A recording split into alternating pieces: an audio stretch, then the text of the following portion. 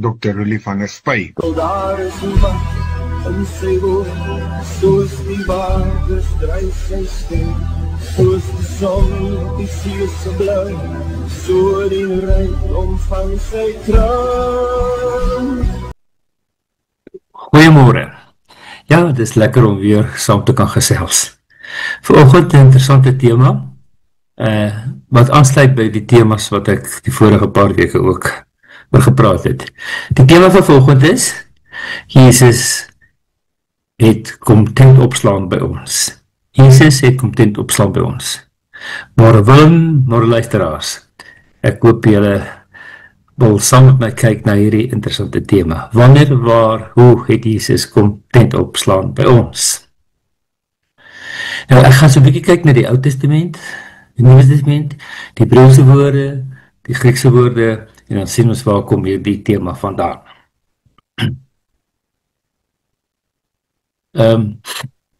Dit is nou so pas, vir die vorige week, was dit die fees van die tabernakels, die huttefees, of die fees van Sukkot. Ek het oor al die ander feeste gepraat, en hierdie is dan die laaste fees in die ry van die 7 feeste, wat die Here vir die volk en vir die gelowiges gegee het. En die fees van die tente, noem ek dit, of die fees van die shacks, want die volk moes in hutte bly, hutte. Nou, die hutte is nou nie met warmte te doen nie, dis 'n shack, dis 'n hut, dis 'n blyplekkie. Ek dink shack is die naaste woord wat ons deesdae gebruik van wat hierdie hutte is, want ons gebruik nie baie meer die woord hutte nie. Ja, die mense in die berge bly in hutte, maar hier op die platteland, hier in die stede, bly die mense sommer in shacks. Nou ja, dis die fees van die tente of die fees van die shacks. Kom ons kyk bietjie wat sê die Bybel oor hierdie fees van die tente, die shacks. Goed, maar dis natuurlik nie die shacks wat hier om ons gebou word by die duisende, wel amper by die miljoene waarvan ons vanoggend praat nie. Ons praat van 'n ander tent, 'n ander shack, 'n ander hut wat in die Bybel voorgeskryf is. Maar is die Ou Testament feeste nog relevant vir vandagse Christene? Dis baie belangrik. Voor ons dan verder gaan met hierdie praatjie, moet ons net dit bietjie vra. Want hoekom kyk ons na die Ou Testament feeste? Is dit regtig nog belangrik, relevant? Wat het Jesus gedoen? Was dit relevant vir Jesus? Is dit relevant vir ons? Kyk net bietjie saam met my, ek gaan 'n paar verwysings lees oor Jesus en die Ou Testament. So die eerste verwysing wat ek wil lees, kom uit Lukas 24 vers 44. Lukas 24 vers 44. Daar so staan dat Jesus sê, alles wat in die Ou Testament oor my geskryf is, moet vervul word. En julle onthou, ek het al 'n paar keer gesê, Jesus het hierdie feeste perfek vervul tot op die dag en die datum. En hier bevestig Jesus dit in Lukas 24 vers 44. Daarna het Jesus vir hulle gesê, dit was my woorde wat ek tot julle gerig het, toe ek nog saam met julle was, dat alles wat oor my in die wet van Moses en die profete en die psalms oor my geskryf is, vervul moet word. Dit alles wat in die wet van Moses, die profete en die psalms oor my geskryf is, moet vervul word. So Jesus bevestig dit. Hierdie Ou Testamentiese feeste, die Ou Testamentiese profeseë, dit moet vervul word. So dit is belangrik vir die Christene dat die dinge van die Ou Testament vervul moet word. En dan moet ons seker kennis hê van dit wat in die Ou Testament staan, anders dan gaan ons nie weet of dit reg vervul word nie. En dit is presies wat Jesus gesê het vir die mense om hulle in Johannes 5 vers 46. Johannes 5 vers 46 sê Jesus, hy sê dit vir die Jode en die ander wat nie wil glo dat hy die wet vervul nie, dat hy die Ou Testament vervul nie, dat hy die feeste vervul nie. Hy sê in Johannes 5 vers 46, as julle Moses geglo het, sou julle my geglo het. Hy het tog oor my geskryf. Nee, interessant hè? Jesus sê vir die Joodse leiers, die skrifgeleerdes, die priesters, as julle Moses geglo het, maar die geskrifte van Moses, dit wat Moses geskryf het, as julle Moses geglo het, sou julle my geglo het. Hy het tog oor my geskryf. Dit is vir my baie interessant, dat Jesus sê, dat die eerste 5 boeke van die Bybel oor hom gegaan het. En as 'n bietjie verder, of eers 'n bietjie ander plek in Johannes 1 vers 45, waar die disippels nou begin versamel het, staan daar in Johannes 1 vers 45, Filippus loop toe vir Nathanael raak en sê vir hom, ons het hom gevind van wie Moses in die wet geskryf het, en ook die profete, Jesus, wat van Nasaret kom, die seun van Josef. So, Filippus sê vir Nathanael, ons het hom gevind van wie Moses in die wet geskryf het. Die wet daar is natuurlik die Pentateuch, die eerste 5 boeke van die Bybel. So, Nathanael bevestig dit, dat Jesus die persoon is, oor wie die Ou Testament geskryf het. Ja, baie interessant, hoe die dinge dan in mekaar steek. Nou, ek sê, ons praat eintlik oor die fees van die tente, of wat algemeen bekend staan is die hittefees, of dan Sukkot. Nou, waar kom die woord Sukkot vandaan? Sukkot is 'n Hebreëse woord, en dit beteken hutte of skuilings. Dis eintlik die meervoud, die enkelvoud is sukkah. So elke mens moet 'n sukkah bou, 'n hut of 'n tent, en dan almal saam meervoud is Sukkot. Dis die fees van die Sukkot van die hutte. Ja. Interessant, as mens nou in die Bybel kyk in die Ou Testament, waar hierdie woord Sukkot of Sukkah voorkom, en mens kyk na die Griekse vertaling, die sogenaamde Septuagint, wat al 250 jaar voor Christus vertaal is, dan sien mens hulle gebruik die woord skine. Skine is dan 'n tent of 'n blyplek. Nou ja, hulle sê in die Grieks, die mense moet 'n skine bou. Nou skine is die Griekse woord vir 'n tent of vir 'n blyplek, of dan vir 'n hut of 'n skuiling. Ja. So sukkah in Hebreëus, meervoud Sukkot, in die Grieks is dit skine, 'n tent of 'n blyplek. As mens dan so na die Ou en die Nuwe Testament kyk, dan dink ons baie keer daaraan dat ons wil die Ou Testament verstaan in die lig van die Nuwe Testament. Is dit nie so nie? Is dit nie wat jy graag wil doen nie? Dat jy die Ou Testament wil verstaan in die lig van die Nuwe Testament. Maar ek het in my voorbereiding iets raak gelees, en hulle het dit omgedraai, dit was vir my baie interessant. Hulle het gesê, ons moet die Nuwe Testament verstaan in die lig van die Ou Testament. Verstaan die Nuwe Testament in die lig van die Ou Testament. En ek dink dit maak sin, want Jesus het so pas gesê, mos dit wat ek gelees het, dat die hele Ou Testament is oor hom geskryf. So ons moet die Nuwe Testament verstaan in die lig van die Ou Testament. En hierdie woord waarvan ek nou net gepraat het, sukkah of skine in die Grieks, is ook die woord dan wat in Johannes 1 vers 14 voorkom. Nee, julle ken die eerste gedeeltjie van die boek Johannes, in die begin was die woord, en die woord het vlees geword, en dan staan in vers 14, en die woord het vlees geword, en het onder ons gewoon. Nou daardie woord woon daar, in Grieks is, hy het onder ons kom skineo.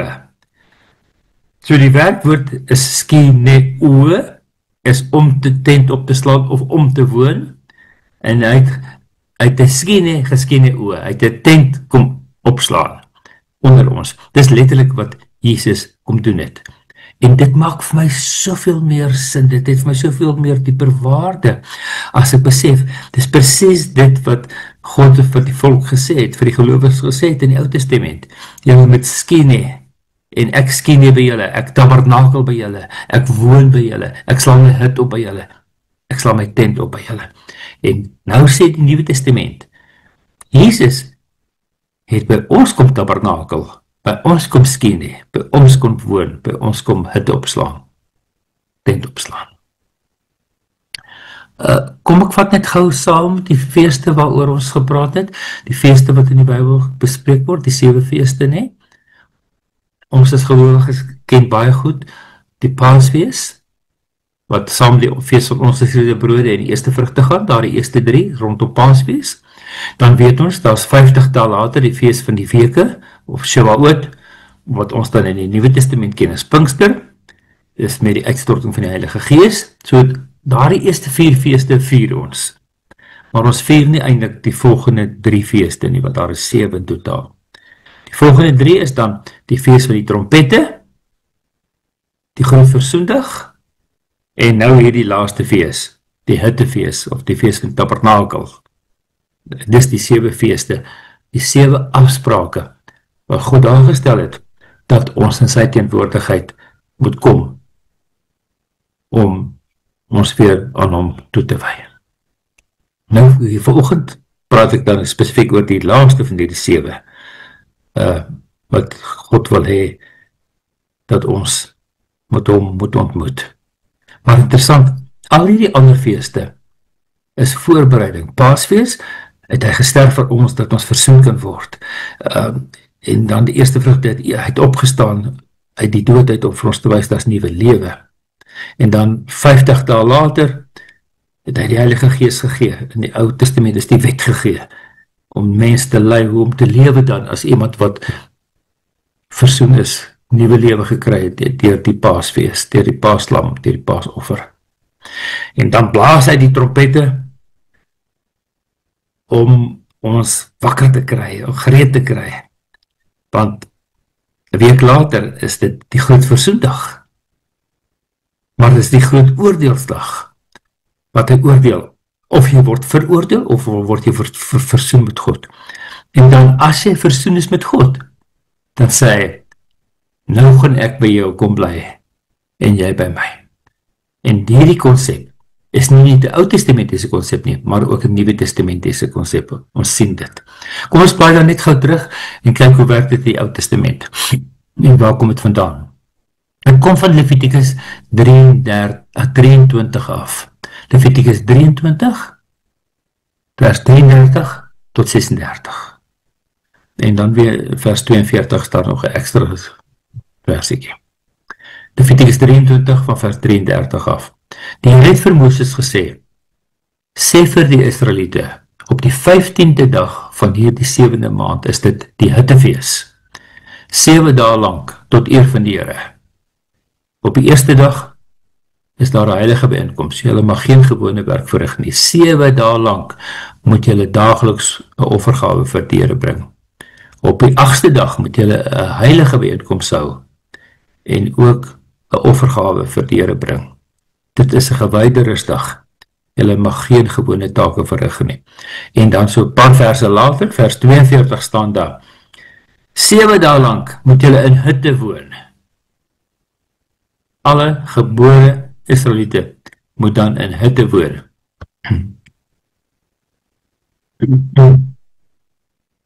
Die doel daarmee is dat julle nageslag moet weet dat ek die Israeliete in hutte laat woon het, toe ek hulle uit Egipte laat trek het, né? So dit is hoekom hierdie fees gehou moet word. Die doel daarmee is dat julle nageslag moet weet dat ek die Israeliete in hutte laat woon het, toe ek hulle uit Egipte laat trek het, né? Nou dat Egipte pad gegee deur die Rooi See gegaan het, toe hulle in die woestyn. En hulle kon nie permanente huise in die woestyn hê nie. Hulle het vir hulle hutte, skuilings gebou, tente opgeslaan, soos hulle die 40 jaar deur die woestyn getrek het. Maar is nie net hulle wat in 'n tent gebly het nie. Wat moes Moses en Aaron bou? Hulle moes 'n baie groot tent bou, die tabernakel. En hierdie woord tabernakel is maar die woord vir hut of 'n tent, 'n blyplek. So God het by hulle kom tabernakel terwyl hulle deur die woestyn gaan. En dit is wat dan herinner moet word aan op hierdie fees van die huttefees, die fees van Sukkot. In Deuteronomium 16 vers 13 staan daar, julle moet bly wees. Is interessant, ek het verlede keer gesê, die fees van die versoening is die enigste fees wat nie 'n fees is nie. Hulle kan nie bly wees op die groot versoendag nie, hulle moet in ootmoed voor die Here kom kniel en hulle verootmoedig. Maar hierdie fees, as jy dan vrygespreek is, versoen is met God, dan sê God vir ons in Deuteronomium 16 vers 14, jy moet bly wees op hierdie fees. Jy en jou seuns, jou dogter, jou slawe en slavinne almal, ja. So dit is interessant dat hulle moet bly wees op hierdie fees. Bly wees, omdat God by hulle kom bly en hulle by God bly en dat hulle vrygespreek is. Maar het Jesus ook hierdie fees gevier? Is dit net Ou Testament? Moet ons dit vier? Het Jesus dit gevier? Het Jesus deel daarvan gehad? Kom ons kyk wat staan daar in Johannes 7. In Johannes 7 vers 10. Nou dis die beskrywing hier van Jesus en sy disippels wat dan opgaan na die Paasfees toe, na die Hittefees toe, moet ek eers sê, ekskuus. Na Jerusalem toe. En dan staan daar in Johannes 7 vers 10. Nadat Jesus se broers na die Hittefees toe vertrek het hy self tog ook gegaan. Nie openlik nie, maar onopvallend. Die Jode het toe by die fees na hom gesoek en gevra, waar is hy? In vers 37, heel later, op die laaste dag, die groot dag van die Hittefees, het Jesus daar gestaan en uitgeroep, as iemand dors het, laat hom na my kom en drink. Met die een wat in my glo, is dit soos die skrif sê, strome lewende water sal uit sy binneste vloei. Hoekom het Jesus dit gedoen? Hoekom het Jesus nou hier op hierdie Hittefees, op die laaste dag uitgeroep, strome van lewende water sal uit sy binne vloei? As iemand dors het, moet hy kom drink by my. Wat het ons net nou gelees? Wat het die volk herdenk by die Hittefees? Hulle het herdenk dat hulle deur die woestyn getrek het vir 40 jaar. 40 jaar het hulle basies 'n tekort aan water gehad. En nou kom Jesus en sê, ek is die water. Interessant, die Jode het ook by die fees by Jerusalem water ingebring, want hulle het afgestap van die tempel af na die poel van Siloam. En hulle daar water geskep. Elke dag het hulle afgestap en water geskep en opgegaan en by die tempel oor die altaar uitgegooi. Elke dag het hulle die water gedoen. En op die 7de dag het hulle 7 keer dit gedoen. So water het 'n groot rol gespeel in die viering van die Hittefees. En daarom sê Jesus dan op die laaste dag, ek is die bron van die lewende water. Jy kan die bron van die lewende water wees. En ek dink baie Joodse leiers het gedink, hierdie man se kop is nie lekker nie. Hoe kan hy 'n fontein van lewende water wees? Maar ons weet dat dit die nuwe lewe is. So, hoekom het God Israel die Hittefees laat vier? Die reis en die tydelike verblyf in die woestyn moes herdenk word. En God het by hulle getabernakel, hy het sy tabernakel by hulle opgesit, hy het by hulle kom bly, sy tent by hulle opgeslaan. Dit is die herdenking van die einde van die droë reis en die begin van 'n nuwe reenseisoen. En daarom het Jesus dan die water uitgegooi by hierdie seremonie, hierdie drankoffer seremonie. En die Bybel sê, hulle moet vreugde vier, dit moet 'n vreugdefees wees. En natuurlik was hulle bly, nou dat hulle hierdie water het en dat hulle die water uitgegooi het, so hulle het dit so gedoen. Maar hulle gooi water op die altaar uit, maar ook bloed. en dan begin dit nou na Jesus verwys. En eskatologies, met ander woorde aan die einde van die tyd, wat gebeur dan? Jesus gaan ewig by ons tent opslaan, en ons by hom. En dit staan in Openbaring 21, Openbaring 21 vers 3. Jesus kom skene, kom tabernakel, kom soeka by ons. God se woonplek is by die mense. So God se skene is by die mense. Dit staan in Openbaring 21 vers 3. Toe het ek 'n harde stem van die troon af hoor sê, kyk, die woonplek van God is nou by die mense. Hy sal by hulle bly, by hulle woon. Hulle sal sy volk wees, en God sal by hulle wees as hulle God. Nou, dis die 83 vertaling. Maar kyk nou, wat sê die 53 vertaling, wat 'n bietjie meer letterlik vertaal. Openbaring 21 vers 3 in die 53 vertaling. Ek het 'n groot stem uit die hemel hoor sê, kyk, die tabernakel van God is by die mense, en hy sal by hulle woon. En hulle sal sy volk wees, en God self sal by hulle wees, as hulle God, nee. So letterlik staan hier so, God gaan by ons skene oë, en hy gaan sy skene by ons opslaan. So God gaan by ons soeka, en hy gaan sy soeka by ons opslaan. Sy hut, sy tabernakel, sy tent. So ons sien, dat hierdie fees, wat daar in die Ou Testament begin is, in Levitikus 23, Deuteronomium 16, word bevestig, vervul, in Openbaring 21 vers 3, waar daar gesê word, nou gaan God altyd by ons bly, en ons altyd by hom. Is dit nie baie mooi, hoe die Ou Testament verstaan kan word, in die lig van die Nuwe Testament, en die Nuwe Testament verstaan kan word, in die lig van die Ou Testament. Ek sluit af. Tabernakel jy by God? Of moet ek sê, tabernakel God by jou?